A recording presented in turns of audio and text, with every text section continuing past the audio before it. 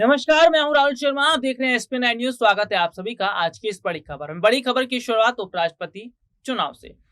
देश में जल्द ही उपराष्ट्रपति के चुनाव भी होने वाले हैं और उपराष्ट्रपति चुनाव से पहले सत्ता पक्ष और विपक्ष दोनों तरफ से तैयारियां हो रही हैं। सत्ता पक्ष ने जगदीप धनखड़ पर दांव खेला है। जगदीप धनखड़ को कितना बड़ा फायदा मिलेगा और जगदीप धनखड़ क्या वाकई जीत पाएंगे, ये एक बहुत बड़ा सवाल है। लेकिन विपक्ष ने भी बहुत सोच समझकर अपना कैंडिडेट उतारा है। इस बीच आज हम बात करेंगे अपनी इस खबर में जगदीप धनखड़ की निजी जिंदगी से जुड़ी। कितनी संपत्ति है, कितने करोड़ों के मालिक हैं, कितना बंगला है, कितनी गाड़ियां हैं, कैसे आलीशान इनकी जिंदगी है, एक रिपोर्ट हम आपको दिखाएंगे। पहले तो ये रिपोर्ट थी कि उसके आगे बात करेंगे उपराष्ट्रपति पद के लिए क्या माहौल दिख रहा है बीजेपी और विपक्ष में। देखिए रिपोर्ट।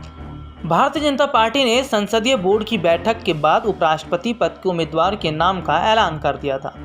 पश्चिम बंगाल के राज्यपाल जगदीप धनखड़ को एनडीए की ओर से उपराष्ट्रपति पद का उम्मीदवार खड़ा किया गया। हालांकि इन सब के बीच अगर देखा जाए तो जिस तरह से जगदीप धनखड़ पर बीजेपी ने दांव खेला, ये बहुत सोच समझकर कदम उठाया गया। प्रेस कॉन्फ्रेंस में जेपी नड्डा ने बताया था कि धनखड़ एक सामान्य किसान परिवार से आने वाले हैं, लंबे संघर्ष के अपने मुकाम हासिल किया। जगदीप धनखड़ राजस्थान के झुंझुनू के रहने वाले हैं। गांव के एक सामान्य किसान परिवार में जन्म लेने वाले धनखड़ ने सैनिक स्कूल चित्तौड़गढ़ से शिक्षा हासिल की। बाद में उन्होंने फिजिक्स में उच्च शिक्षा हासिल की, साथ ही लॉ की पढ़ाई भी पूरी की। राजस्थान हाई कोर्ट में उन्होंने लंबे समय तक वकालत किया। बाद में उन्होंने सुप्रीम कोर्ट में भी प्रतिष्ठित वकील के रूप में अपनी छवि बनाई। जगदीप धनखड़ ने पहली बार 1989 में झुंझुनू सीट से लोकसभा का चुनाव लड़ा और जीत हासिल की। बाद में 1990 से 93 संसदीय मामलों के मंत्री रहे। 1993 में वे अजमेर जिला के किशनगढ़ निर्वाचन क्षेत्र से राजस्थान विधानसभा के लिए चुने गए। जुलाई 2019 में उन्हें पश्चिम बंगाल के राज्यपाल के रूप में नियुक्त किया गया था। बीजेपी अध्यक्ष जेपी नड्डा ने बताया कि जगदीप धनखड़ ने लोगों के काम करने वाले राज्यपाल के रूप में छवि बनाई है।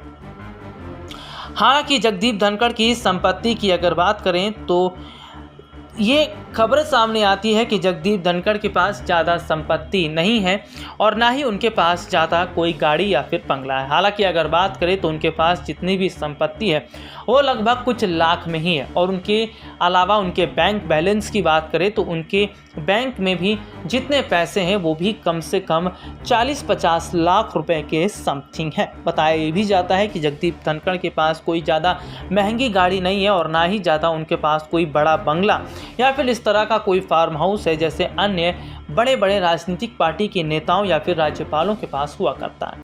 देखा आपने हमारी रिपोर्ट जिसमें हमने आपको विस्तार से दिखाया। दरअसल सीधे तौर पर आज देखा जा रहा है कि जो मौजूदा समय के हालात हैं वो कहीं ना कहीं ये जरूर बता रहे हैं कि उपराष्ट्रपति चुनाव में भी इसी तरह की जीत इनकी जरूर होती नजर आएगी। हालांकि उपराष्ट्रपति चुनाव से पहले भी ये माना जा रहा है कि जगदीप धनखड़ की जीत है, क्योंकि राष्ट्रपति चुनाव के वक्त जिस तरह से देखने को मिला कि सत्ता पक्ष ने अपनी जोर आजमाइश का पूरा इस्तेमाल किया और जोर आजमाइश का फायदा इन्हें मिलता नजर आया। तो यहाँ पर हम देख रहे हैं कि क्या उपराष्ट्रपति चुनाव में कांटे की टक्कर देखने को मिलेगी। हालांकि विपक्ष ने जो कैंडिडेट उतारा है वो बहुत कमजोर कैंडिडेट है, उनके बारे में कोई जानता नहीं है।